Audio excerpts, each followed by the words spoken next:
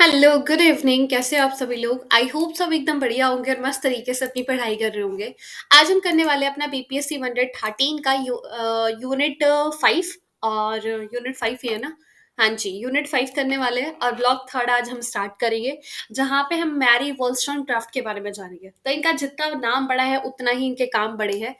तो क्या पढ़ने वाले हैं? तो इस चैप्टर का नाम है भाई राइट्स फॉर वुमेन, मतलब इन्होंने वुमेन्स की राइट के बारे में बात किया है।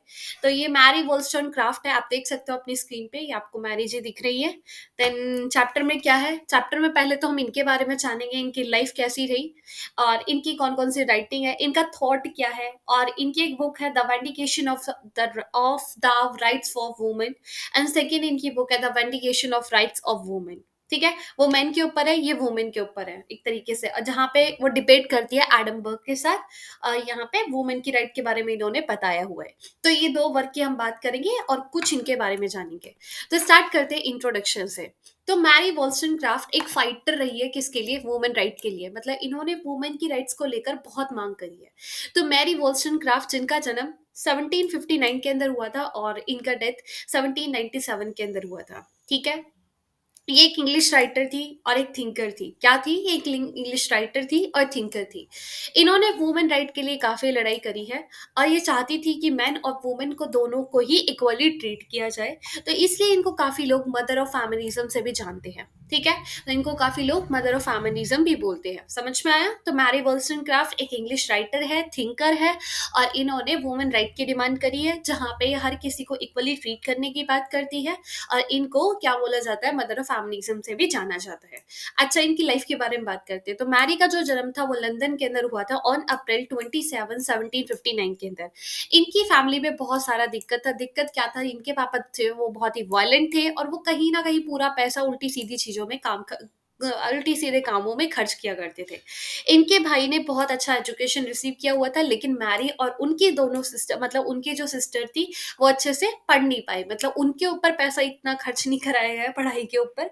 लेकिन इनके ब्रदर ने काफी अच्छा एजुकेशन लिया, लेकिन मैरी और उसकी सिस्टर अच्छा एजुकेशन नहीं ले पाई।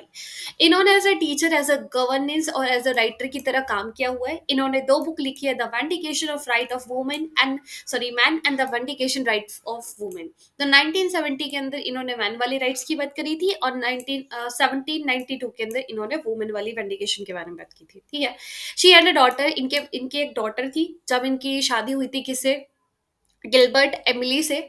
तो इसके बाद इनके गिलबर्ट के साथ शादी होने के बाद इनको एक डॉटर हुई थी और इनको लगा कि ज़्यादा टाइम मैं इनके साथ स्टे नहीं रह सकती हूँ, तो वहाँ से उन्होंने डिवोर्स वगैरह लेकर जो भी, उनको छोड़कर इन्होंने दूसरी शादी करी है एक फिलोसफर के साथ, जिसका नाम था विलियम गॉडविन। ठीक है, विलियम गॉडविन के साथ शादी करने के बाद इनके एक बच्ची हुई, दूसरी बच्ची जिसका नाम मैरी शैली था। और मैरी शैली के होने के बाद इनकी डेथ हो जाती है 1797 के अंदर। और मैरी शैली भी एक राइटर थी, ठीक है, जिन्होंने फ्रैंकेस्टीन नाम से एक बुक लिखा था। समझे जी? तो ये थी मैरी वॉलस्टोनक्राफ्ट के बारे में कहानी। कहानी नहीं भाई, उनकी लाइफ है ये। ओके, अब हम चलते हैं इनका बुक का, भाई इनकी काम की बात करते हैं। तो मैरी जो है उसने काफी बुक लिखी है एजुकेशन को लेकर, वुमेन राइट को लेकर, सोसाइटी को लेकर। और इनकी कुछ बुक्स है जो फेमस हुई है। उन फेमस बुक में से दो बुक ऐसी है जो काफी ज्यादा फेमस हुई है। एक तो है the vindication of right of women. यहाँ पे ये आर्ग्यू करती है वुमेन को सेम एजुकेशन मिलना चाहिए जैसे मैन को मिलता है। ठीक है, ये नहीं कि तुम मैन को ज्यादा पढ़ाओगे वुमेन को नहीं पढ़ाओगे। दूसरा है the wrongs of women and Maria. ये एक स्टोरी है किसके लेकर? एक वुमेन के स्ट्रगल को लेकर, कि एक वुमेन कितना स्ट्रगल करती है अपनी लाइफ के अंदर, इसके अंदर इन्होंने ये बताया हुआ है। थर्ड जो बुक है thought of education of daughter. यहाँ पे बताती है कि हमको गर्ल्स को कैसे पढ़ाना चाहिए। ठीक है, यहाँ पे आइडिया देती है कि गर्ल्स को हमें कैसे एजुकेट करना चाहिए, कैसे उनको पढ़ाना चाहिए। तो इनके आइडियाज की बात करें तो ये बोलती है कि वुमेन को जैसा मैन का एजुकेशन मिलता है ऐसे ही मिलना चाहिए, सेम एजुकेशन प्रोवाइड किया जाना चाहिए। जो मैन काम करता है ऐसे ही वुमेन भी काम करे बाहर जाके और वो पैसा कमाए, ना कि वो घर में बैठे। ठीक है, वुमेन के पास राइट टू वोट होना चाहिए। मैरिज जो होनी चाहिए वो फेयर होनी चाहिए। दोनों ही, अगर शादी होती है, दोनों ही जो पार्टनर है, लड़का और लड़की, वो दोनों ही शेयर करे पैसे। ठीक है, एक नहीं कि लड़का ही पैसा खर्च कर रहा है, वुमेन कुछ नहीं कर रही है, नहीं, दोनों की रिस्पॉन्सिबिलिटी रहेगी इक्वल। और वुमेन को कभी भी इनइक्वल ट्रीट नहीं किया जाएगा, उसको कभी वीक नहीं माना जाएगा, वुमेन हमेशा स्मार्ट और कैपेबल पर्सन के अंदर आएगी ही आएगी। ठीक है, तो ये इनके आइडियाज है किसको लेकर, वुमेन को लेकर। ओके जी, तो ये रहा हमारा इंट्रोडक्शन। एंड चलते the vindication of right of men, ये इनकी बुक है। और वर्ल्सक्राफ्ट का एक डिबेट किसके साथ, एडम बर्ग के साथ। तो एडमंड बर्ग ये कौन थे? क्या कभी आपने इन लोगों इसका नाम सुना है? बर्ग का नाम याद करो, बीपीएससी 101, जल्दी से याद करो। याद है कुछ फर्स्ट ईयर का, या भूल गए थर्ड ईयर तक आते आते? जल्दी बताओ, कहाँ पे पढ़ा था आपने इसके बारे में? बीपीएससी 101 पढ़ के आए हो तो याद होगा, जल्दी बताने का है।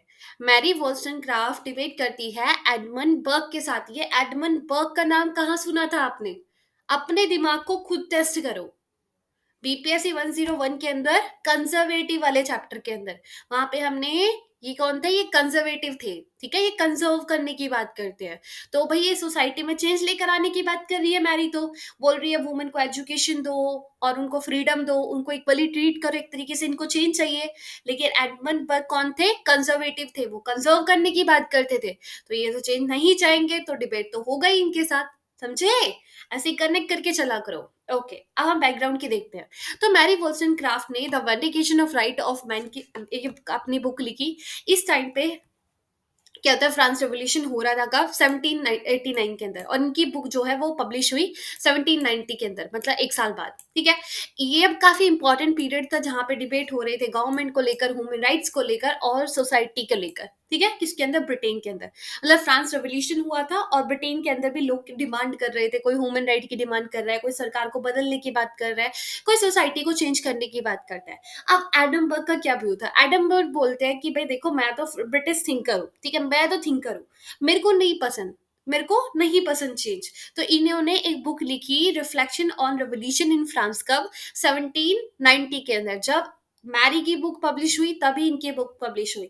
यहाँ पे फ्रांस रेवोल्यूशन को क्रिटिसाइज करते हैं, बोलते हैं ये तुम क्यों चेंज लेकर आ रहे हो, ये फ्रांस रेवोल्यूशन मेरे को पसंद नहीं है, ये काफी डेंजर है, काफी वायलेंट है, इस रेवोल्यूशन, इस क्रांति के बाद काफी लोगों की जान गई है।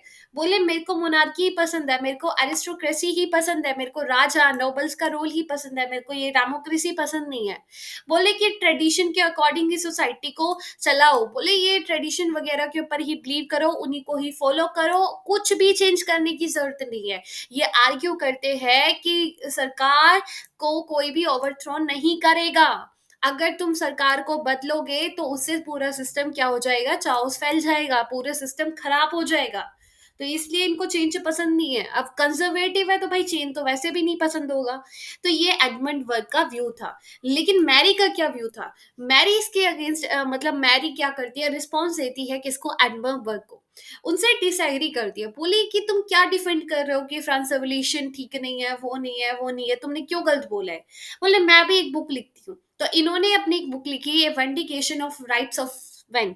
यहाँ पे आर्ग्यू करती है कि देखो भाई, राइट्स जो होनी चाहिए वो फेयरनेस के बेस पे होनी चाहिए, रीजन के बेस पे होनी चाहिए, ना कि किसी ट्रेडिशन के बेस पे होनी चाहिए। ठीक है, वो क्या बोला, इन्होंने बोला मैरी ने कि देखो भाई, अगर तुम राइट्स दे रहे हो तो रीजन के बेस पे दो, फेयरनेस के बेस पे दो, किसी ट्रेडिशन के बेस पे नहीं।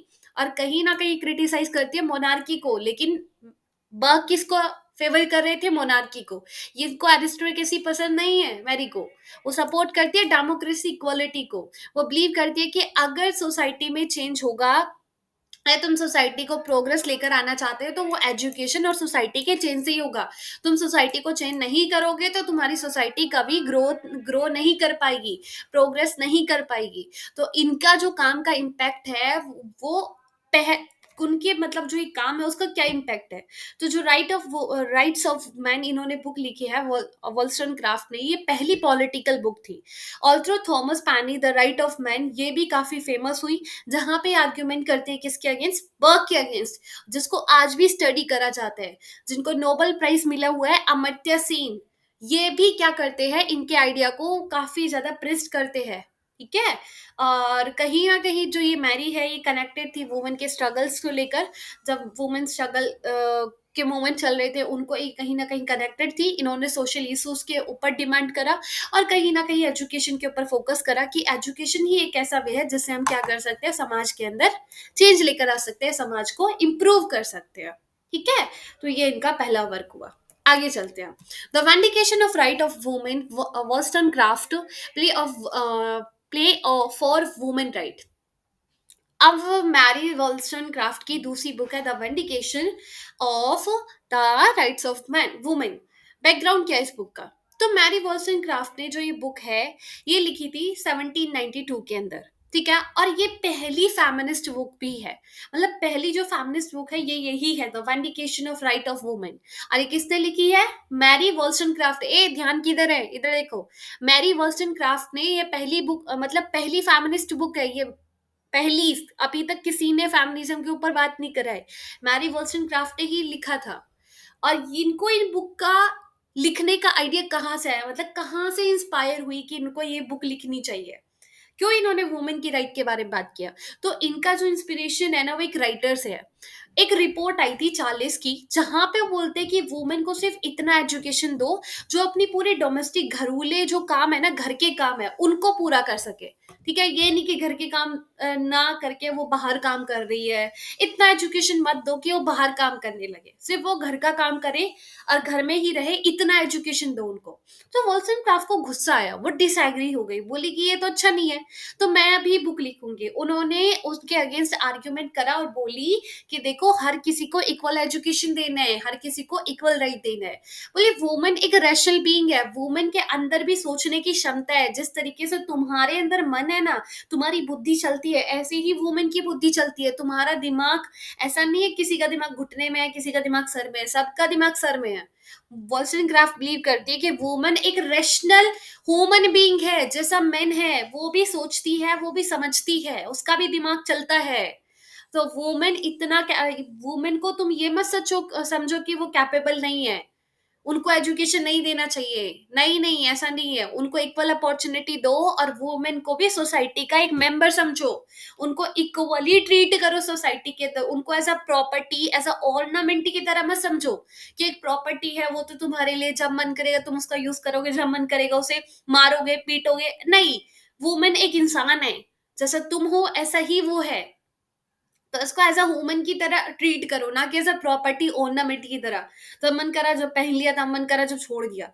नहीं, ठीक है? Woman right and human right. तो वॉल्स्टनक्राफ्ट आर्ग्यू करती है कि वुमन भी सेम राइट डिजर्व करती है जितना मैन को मिलते हैं। दोनों ही ह्यूमन बीइंग है, दोनों को इक्वल राइट मिलना चाहिए। और राइट रीजन और मॉरलिटी के ऊपर बेस्ड होना चाहिए, ना कि किसी ट्रेडिशन के बेस। कुछ ट्रेडिशन वुमन को राइट नहीं दिया जाता, दैट डजंट मीन कि वो रीजन के बेस पे है। तो एजुकेशन और पॉलिटिकल इन्वॉल्वमेंट दोनों का होना चाहिए, और जब वुमेन को एजुकेशन दिया जाएगा, उनको पॉलिटिकली इन्वॉल्व किया जाएगा, तभी इक्वलिटी आएगी सोसाइटी में। तो इनकी बुक का क्या इम्पैक्ट है? जो इनकी बुक है वो एक की फेमिनिस्ट टेस्ट है, जो इंस्पायर करती है आने वाले वुमेन राइट मूवमेंट्स को। जैसे 1848 का सिनेसा फॉल कन्वेंशन हुआ था यूएसए के अंदर, और काफी थिंकर है अयान हर्सी अली, अमर्त्य सेन, जो कि इनके काम को प्रेज्ड करते हैं, तारीफ करते हैं इनकी। ठीक है, तो ये था हमारा मैरी वॉल्सटनक्राफ्ट के बारे में। आई होप आप लोगों को समझ में आया होगा। कहीं को देखकर परेशानी तो बताने का है। देखो भाई, क्रिटिसिज्म और लिमिटेशन भी है। रुको रुको रुको रुको रुको रुको रुको, लिमिटेशन और क्रिटिसिज्म क्यों है? कुछ लोग इनको क्रिटिसाइज करते हैं कि देखो इन्होंने इतना ज्यादा इक्वालिटी की बात नहीं करी है, जितना टाइम पे आज डिमांड करी जाती है ना वुमेन की इक्वालिटी को लेकर, उतना नहीं करे।